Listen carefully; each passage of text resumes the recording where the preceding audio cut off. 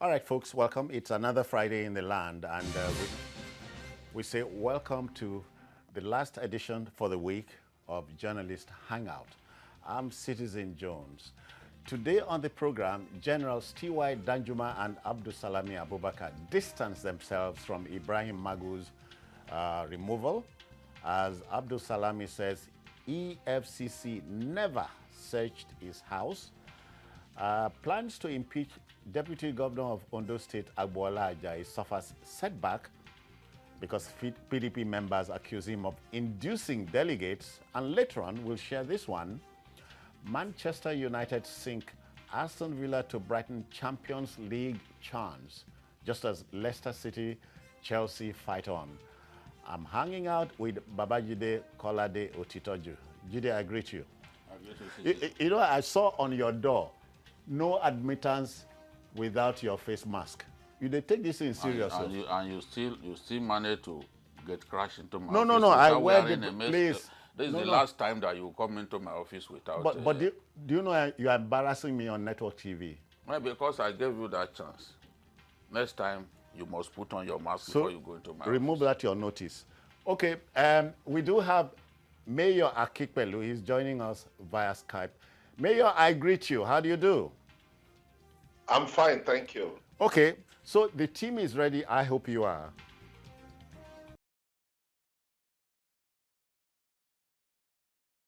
Okay then, let's go. Almost everybody in this country believes that corruption as a common enemy must be wrestled to the floor.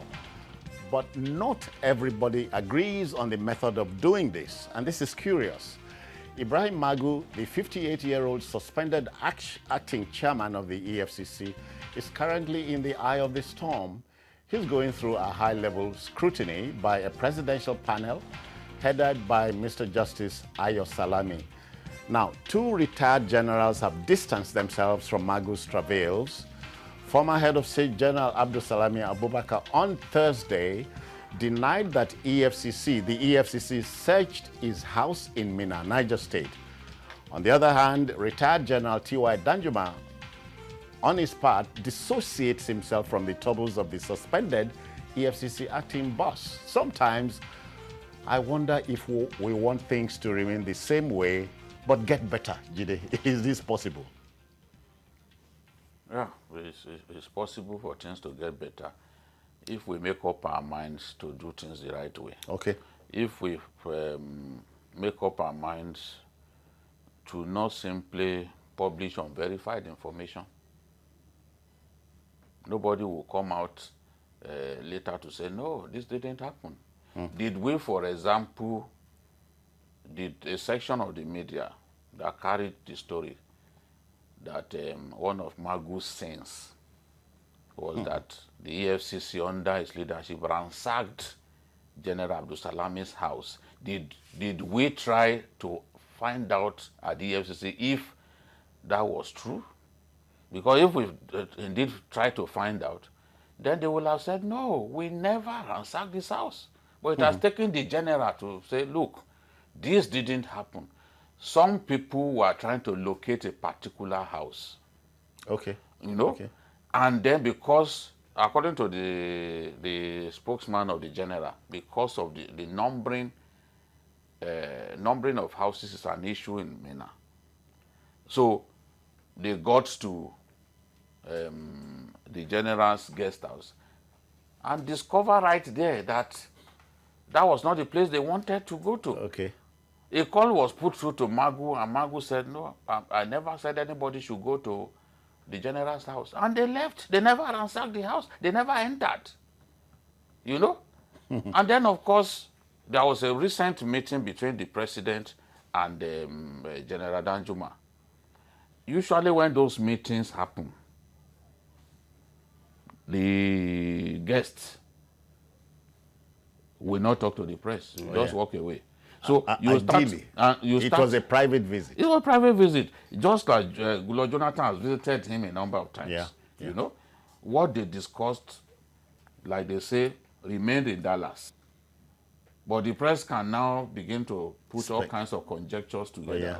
The man came to report Magu, that Magu stopped his check. Was harassing him. Yeah, Magu didn't. They wanted to buy an airplane, but Magu caused the check to bounce. And then the man said that sort of thing never happened. He has never had any problem with the EFCC. Yeah. So we live in a country where we crucify people based on lies from the pit of hell.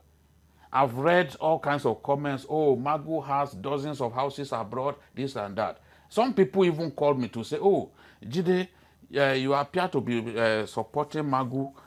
Have you not heard of the billions that were discovered in his house? And I said, you are just a rumor monger. Did you see any money? Did the people who raid his house tell you that they found money? After several days, has anybody come out to say, oh, we found money in his house? We are just, it's terrible these days, the kind of, especially on social media, what our people do. Sorry, quickly, before I go to Mayor, have you heard of citizen journalism or citizen journalist? Of course, I've heard it, yes. It's that is journalism for public good. Part of the wahala. But a lot of what our people do, citizen journalism, in my understanding, by my understanding, is meant to promote public good. That's it. But a lot of what we see has nothing to do with public good. It's just a number of individuals.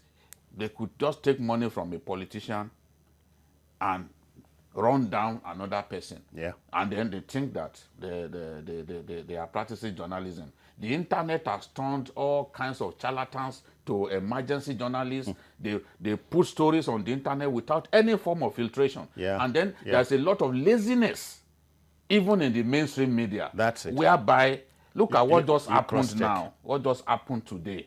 It's just today that the Attorney General's office announced that the president has given a directive that Magu should step aside. But for this, we have had newspapers announcing that up to 5 different persons who are going to take over the EFCC. I mean, it's just not good enough. Mayor, you are standing by. Let's step forward now.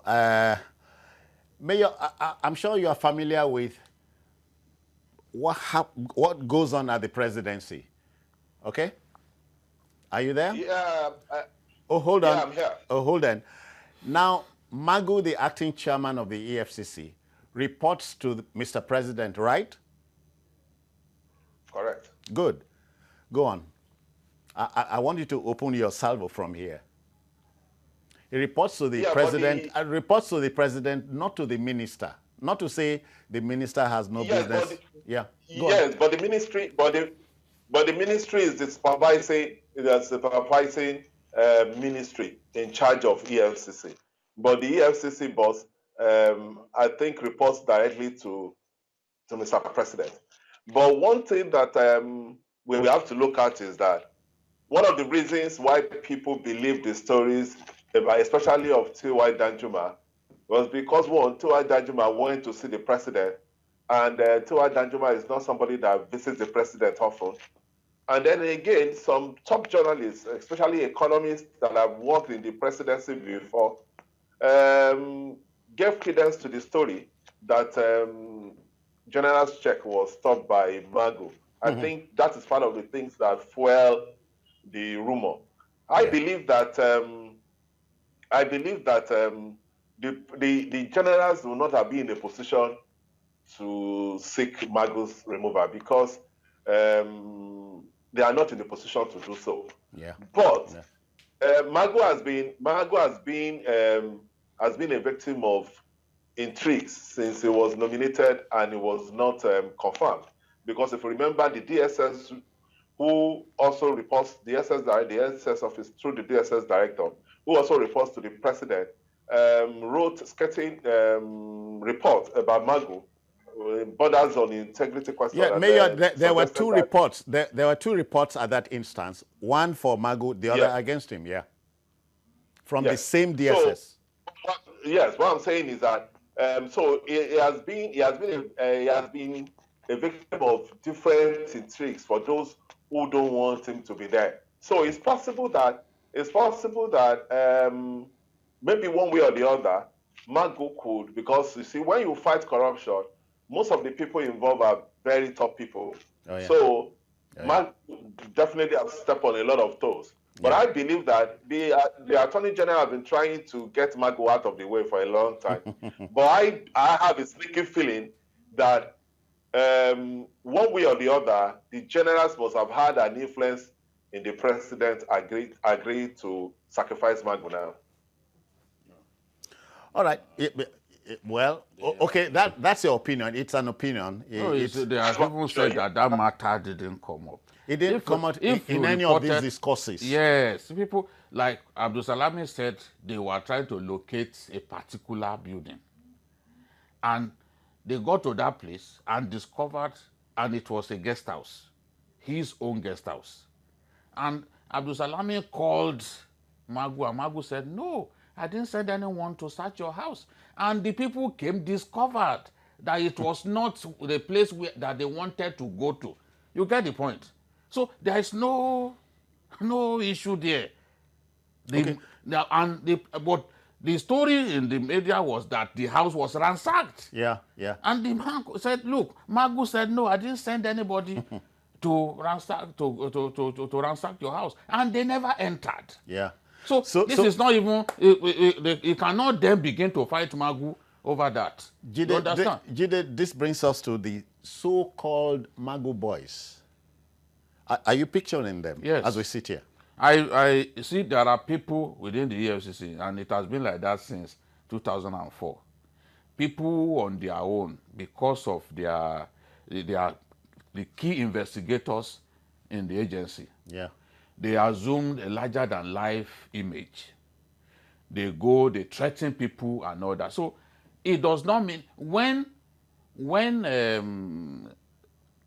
Ribadu was EFCC chairman, there were about 5 of them that everybody feared, and Magu was one of those people. Yeah. So if those guys... Sorry, I hear Lamorde was also Yes, Lamorde later, who was even chief of operations on time. So if those people misused the powers that they had, does that necessarily mean that it's the Oga who said they should be misbehaving? Yeah.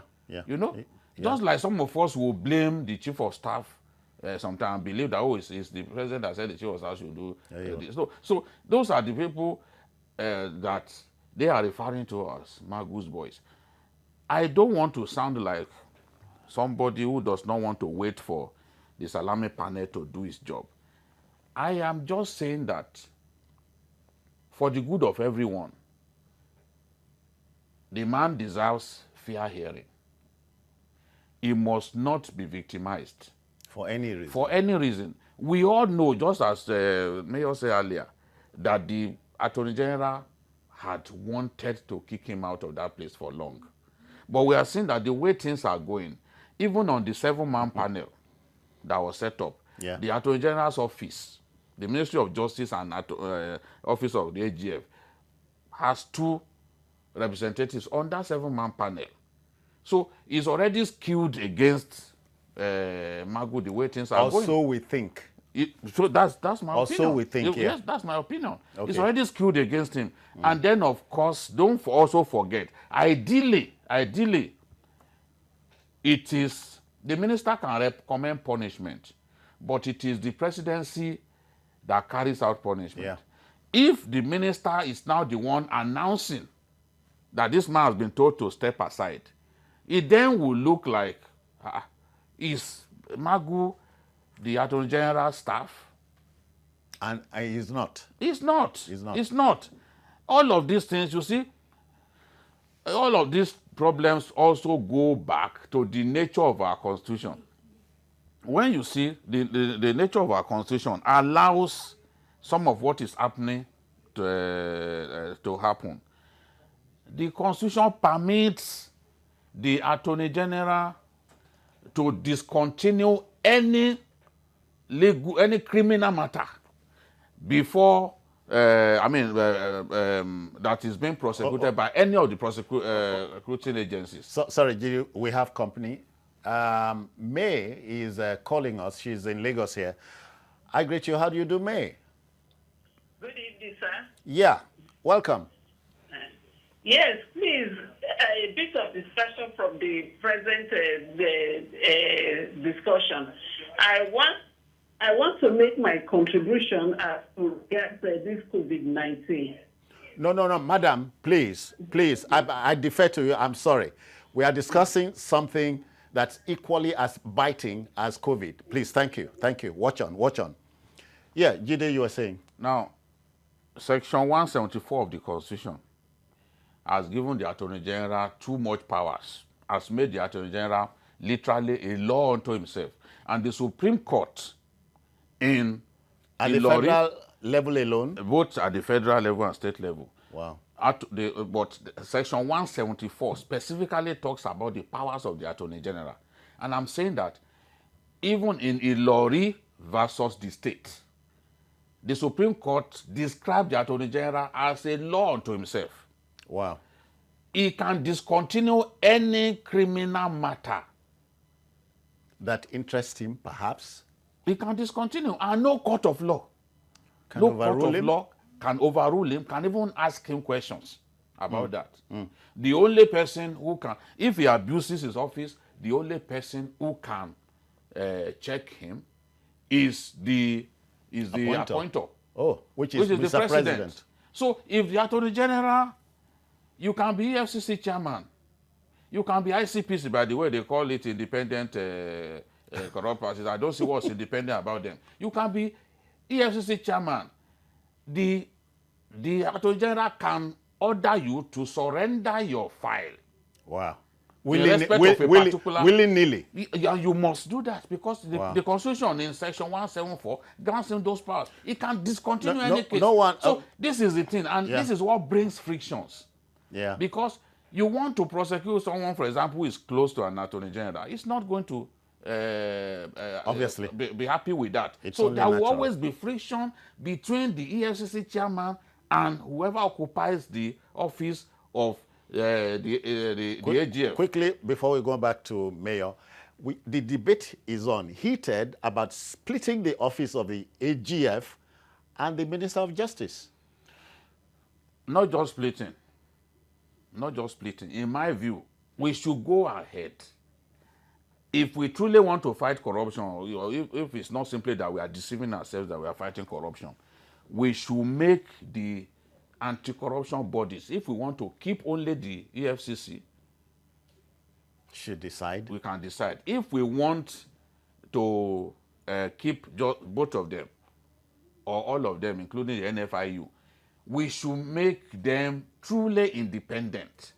There can't be independence when I can easily tell you that, oh, citizen, you are prosecuting that man, the former customs boss. Okay. Go here, don't go here. Don't stop it. Stop that prosecution. You saw what happened. The Attorney General has taken over the prosecution of the police. Took those soldiers who were accused of killing people in Jalingo, in Taraba State. Okay, Taraba State. The Attorney General has taken over the prosecution from the IG. And in taking over the prosecution from the IG, he removed the soldiers. Because the Constitution says so. It permits him to do that. That's the thing. Mayor, please, I said in my opener, many Nigerians, including you, I must say yes, want us to fight corruption, bring corruption to the floor. But we are not in agreement as to how to do this. This is a jigsaw puzzle for me. What about you? I think if we're serious about fighting corruption, we have to strengthen EFCC more. Because if you notice that most officers in EFCC are not really independent because they are serving police officers within the Nigerian police. It is important for us to actually make EFCC independent, because the problem, like Jude said, is that if for whatever reason the Attorney General is interested in any case, it will be very difficult for EFCC to prosecute that case successfully. Okay. Because what the Attorney General needs to do is to say, let me have the file. And when he collects the file, in his wisdom, he may decide to sit on the file. Because that is the same thing that has happened in the Wadume case, because he said constitutionally he has to wait for the army to finish their own trial before he can bring these people to justice. And the army, if for whatever reason decides to shield or support their officers, they will just make sure that they don't finish the trial of those officers, and the file will not get to the Attorney General, and those people will not get tried, which is not right. The EFCC has to be strengthened in a way that it will be independent and to be seen to be truly independent. All right, we have a company again. Muktau is reaching us from Kano. Good evening, sir. Welcome. How are you doing, gentlemen? I'm fine, and you? Let me make some contributions towards what you are discussing now. Go on. You see, we Nigerians, we should start beginning to appreciate what somebody has done. Whatever Magu has done, Magu has contributed to the fighting of corruption in Nigeria. This is on record, because we are all human beings. And the president is committed, saying that I belong to nobody, I belong to everybody. So that statement, indicates that Mr. President cannot take side on any person. Magu has done well, and we appreciate what he did. Okay. But this kind of situation should be handled with extra care. Procedures should be followed. Like Jide has said yesterday, a person like Magu should not be held on the road and say you are arrested. And invite him, let him acknowledge the invitation, and be there, fully prepared to defend himself. That's fairness. All right. And in the rule of law, we should all be fair to one another. All right. Many thanks. Many thanks. Please, let's take this break. We'll be back, please. Don't go away. The program is still on.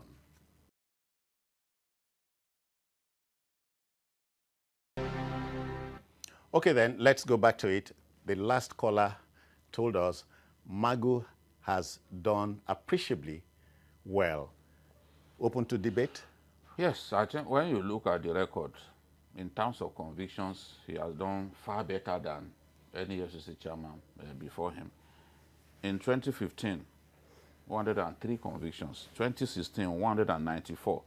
2017, 189. 2018, 312. 2019, 1,281.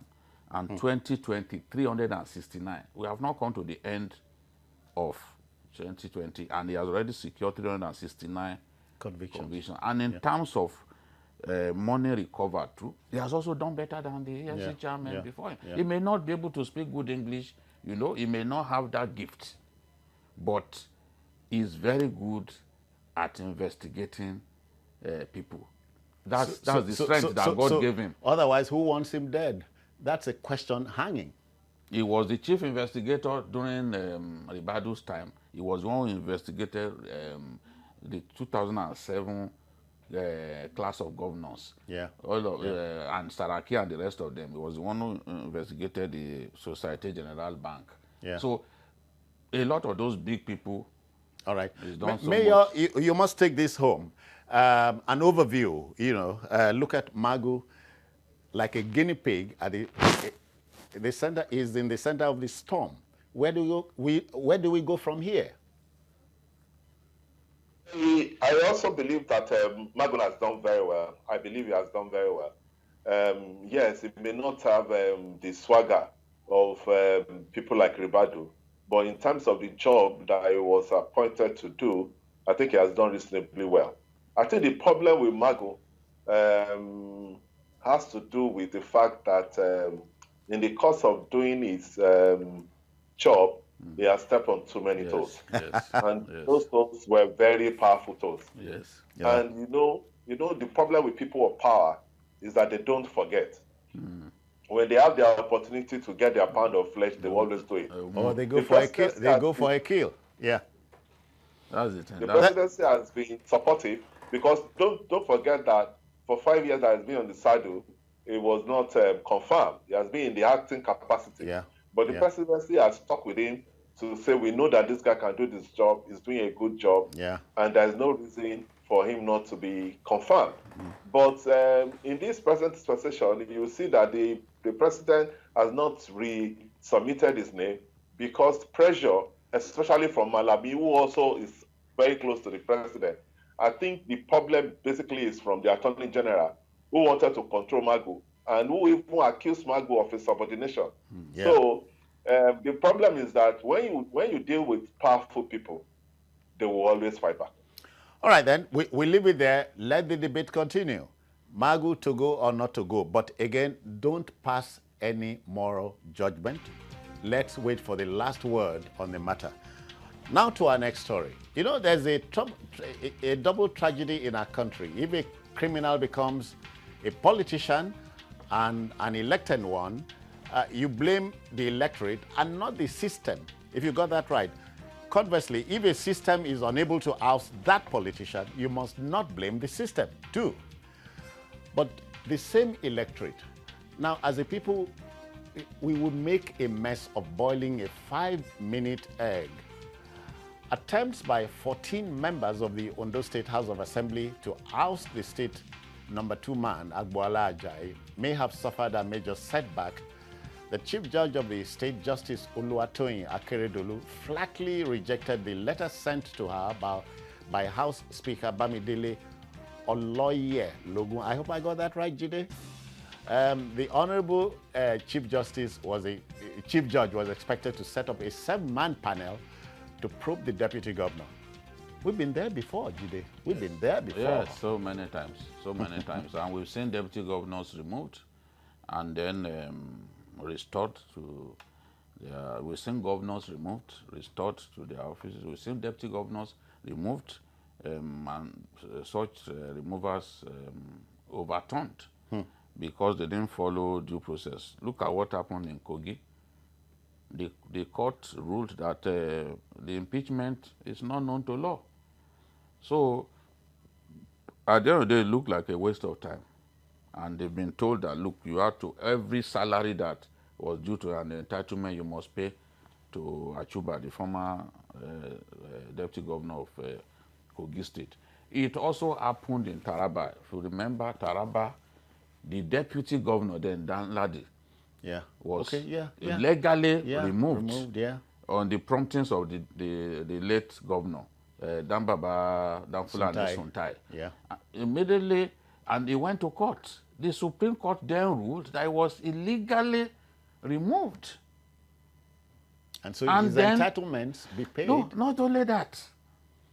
A deputy governor appointed by the governor in his place. The governor had become ill. The deputy governor appointed in his place, UTC, was sacked by the Supreme Court, and a man who had been impeached a long time ago was now made governor. He became acting governor of the state, and he held on to that seat until the 2015 elections. So, in this case, the governor, the chief judge, is saying, no, you don't have the number to even serve the impeachment notice. Remember, it happened also to Rocha Sokorocha when he wanted to remove his deputy. But they couldn't find the number.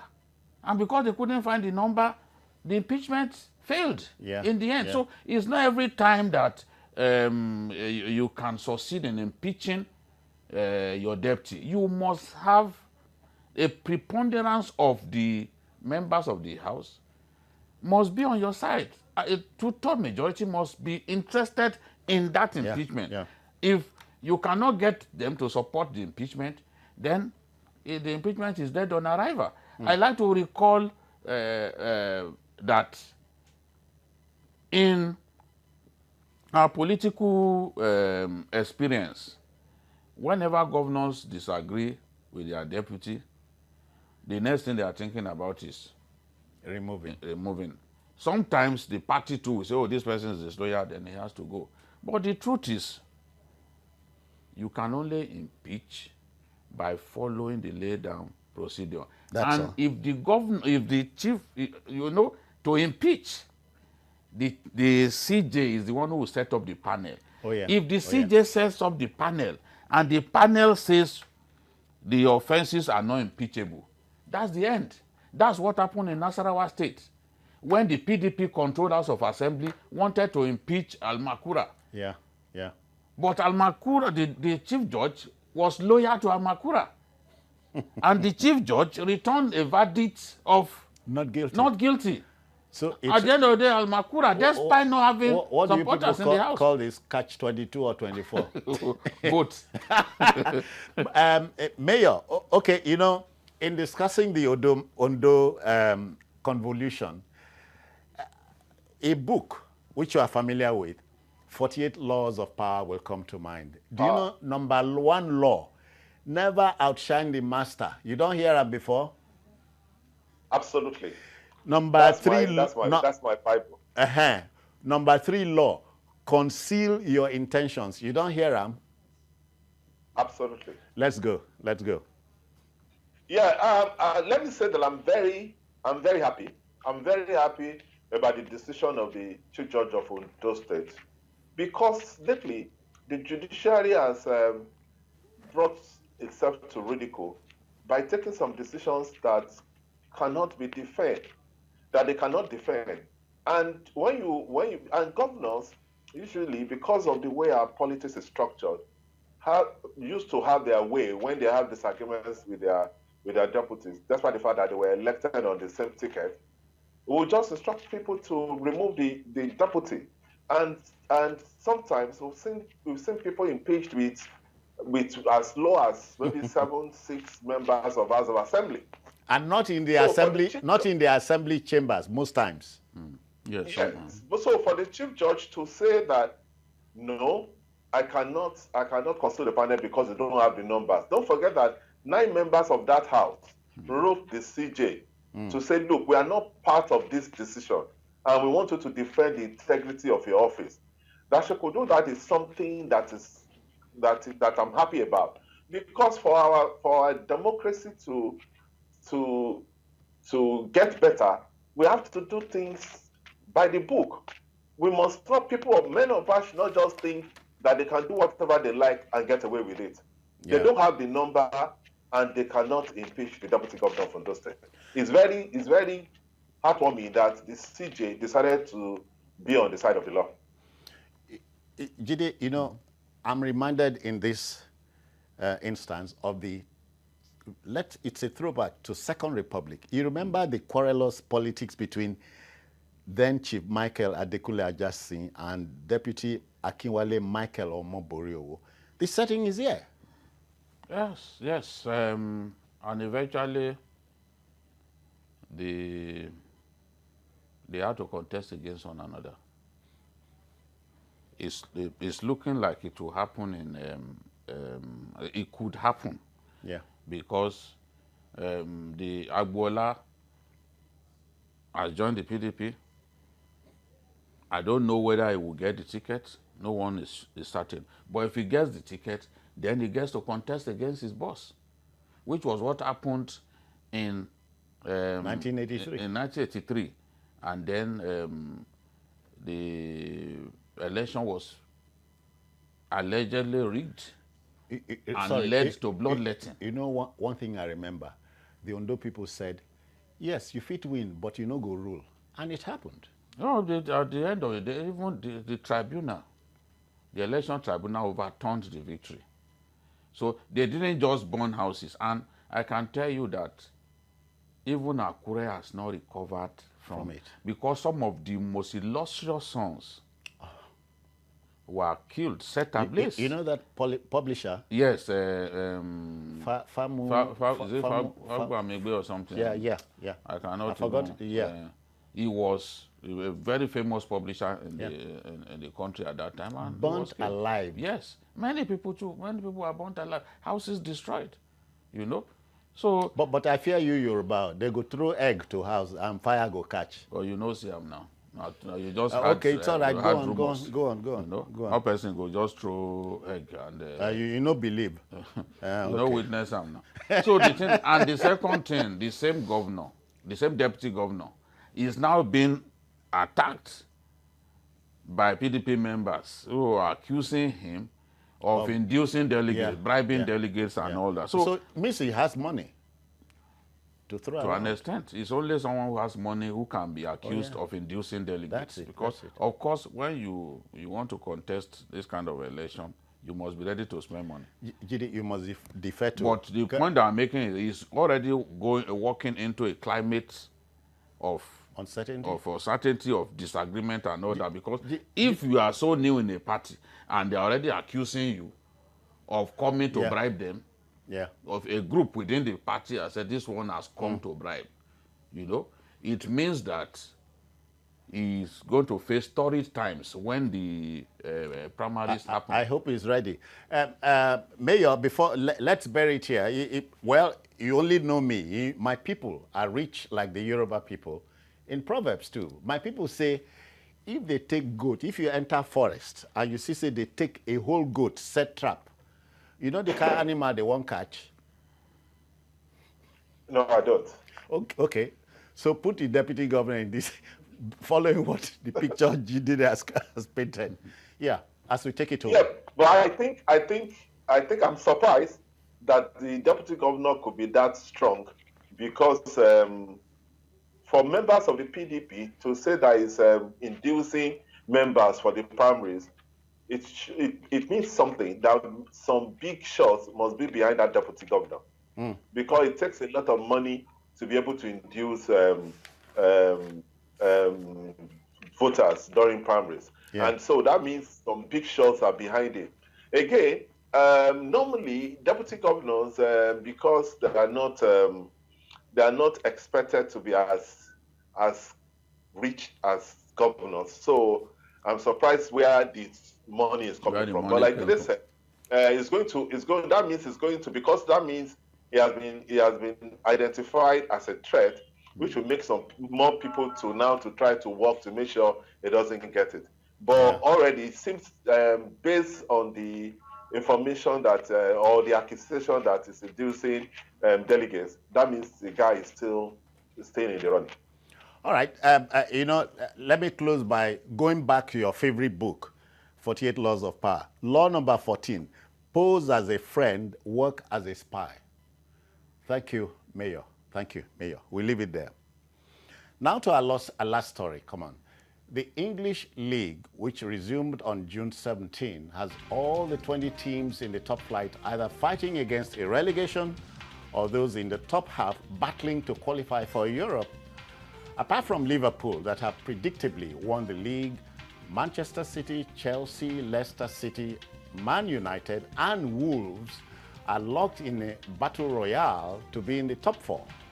With 4 matches to go, Man United in position number 5 with 58 points must hope for Leicester with 59 points to drop points at this point. The Red Devils hit Aston Villa at home 3-0 yesterday, thereby pushing Dean Smith's team to 19th place. Now with this result, a top 4 finish for Man United is a tricky affair. Chelsea are in the 3rd position, Leicester 4th, and Wolves in 6th. Jide, it's not yet over. No, it's not. The way things are going, it is the team that is in the greatest form of all these 4 contenders. Yeah. Or 5 contenders.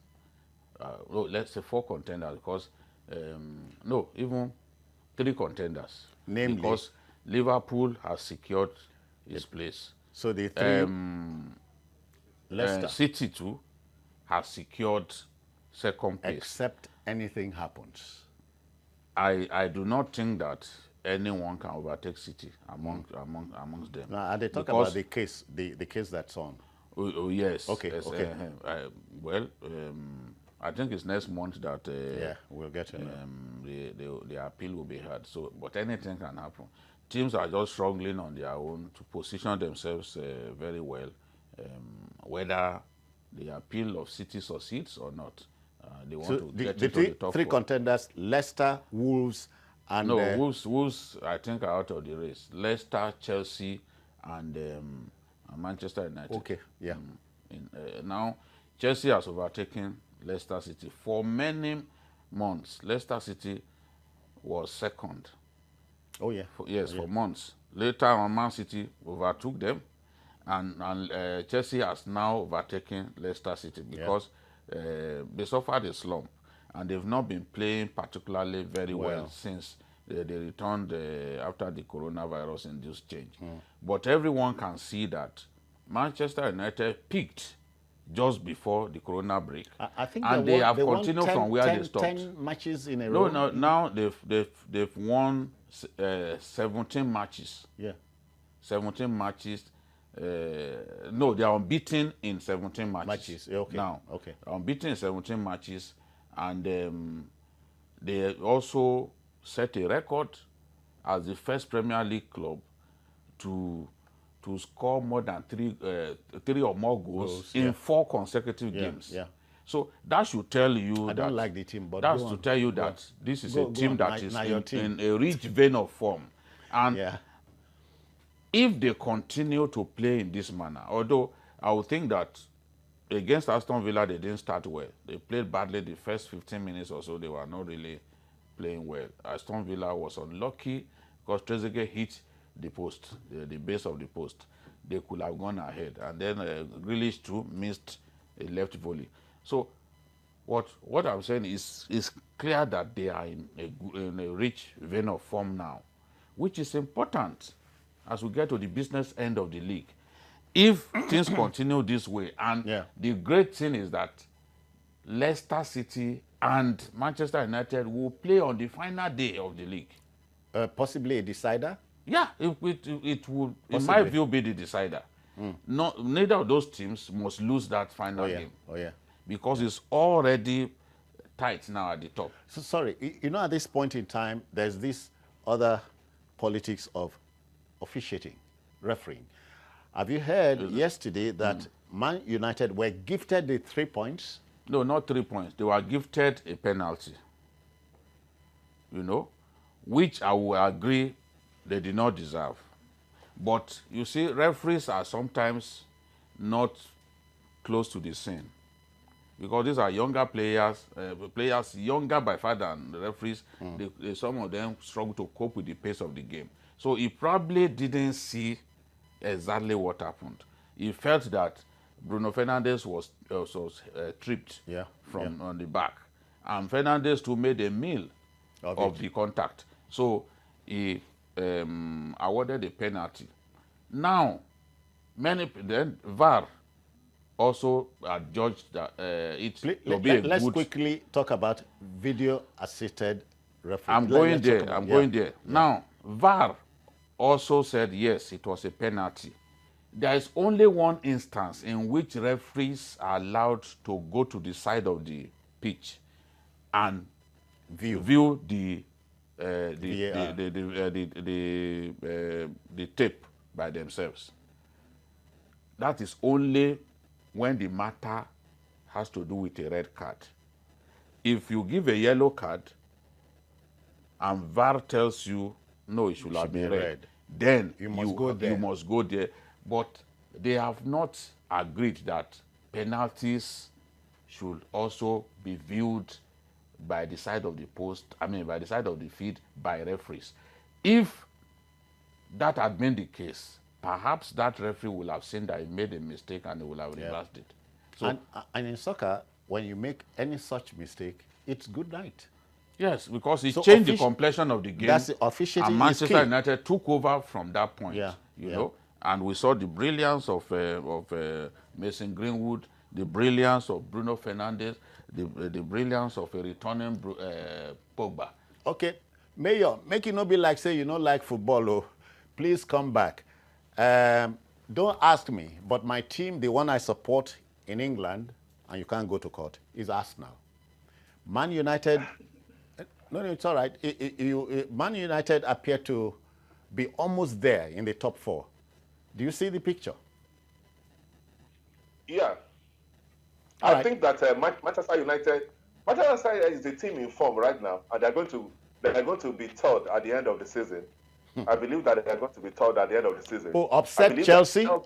Mayor, upset Chelsea? yes, I Okay. believe so. I believe Chelsea will come fourth. And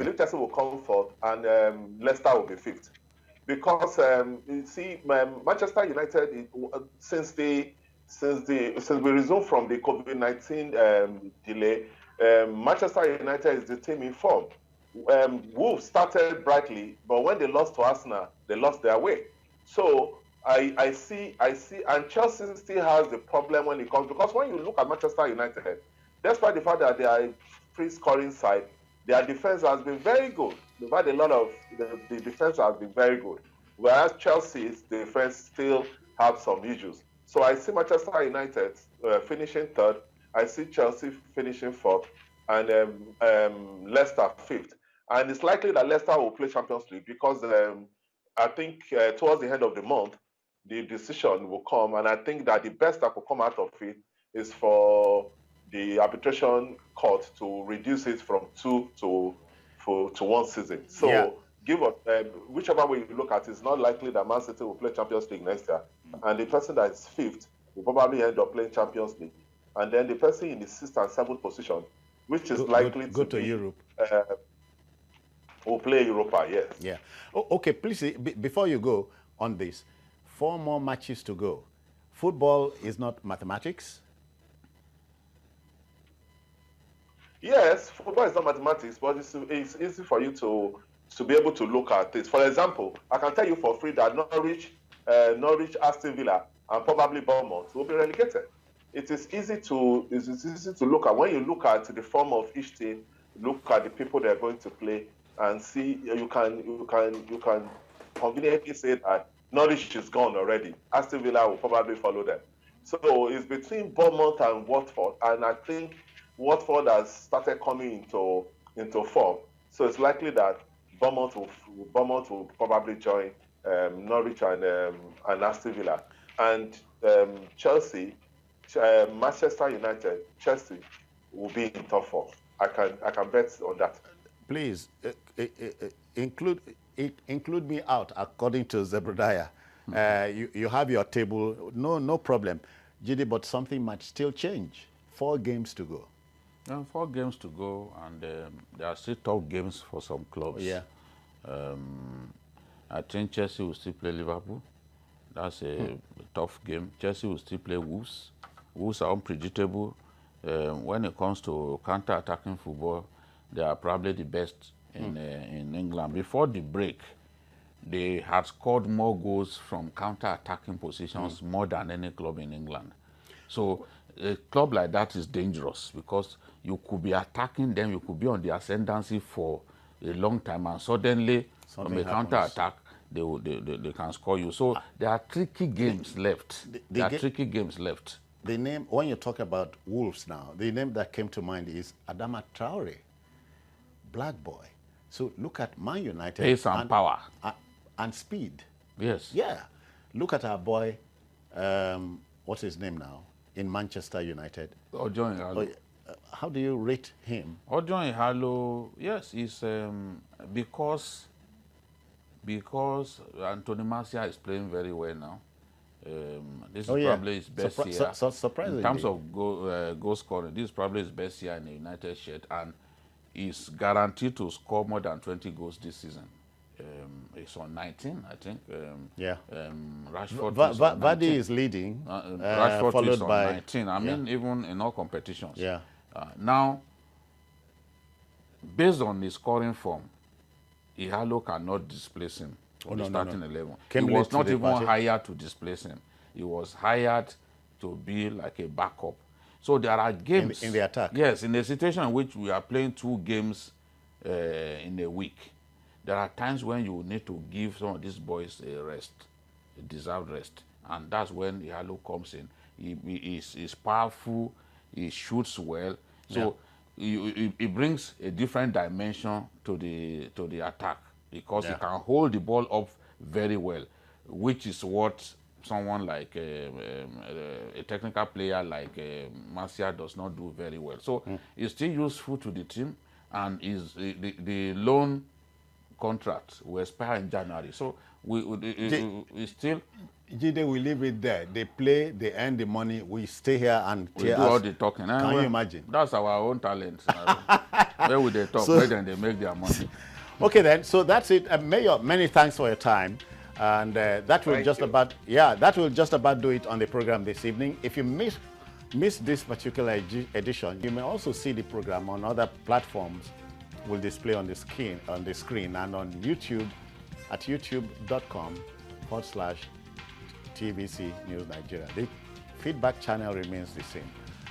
I'm Citizen Jones. Let me say on a final note, I'm sorry we lost one of our former colleagues, Richie Dyer Johnson. RDJ, you were, Dyer, RDJ, you were here. May God rest you. We also lost the House of Assembly member in Lagos. Okay. Tunde Brahmo.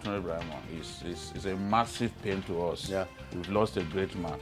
Yesterday, I made a mistake when I said that Makanjuola was Obasanjo's cousin. I have since been told that Makanjuola, who was a PAMSEC in the Defense Ministry, was actually from Ijesha land.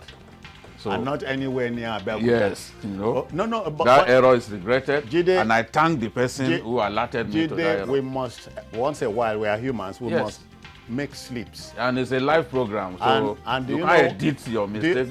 Do you know why we make slips? Yes. The tongue is in a wet place. Oh. I'm out of here. Bye now. I didn't know about that. Now you know.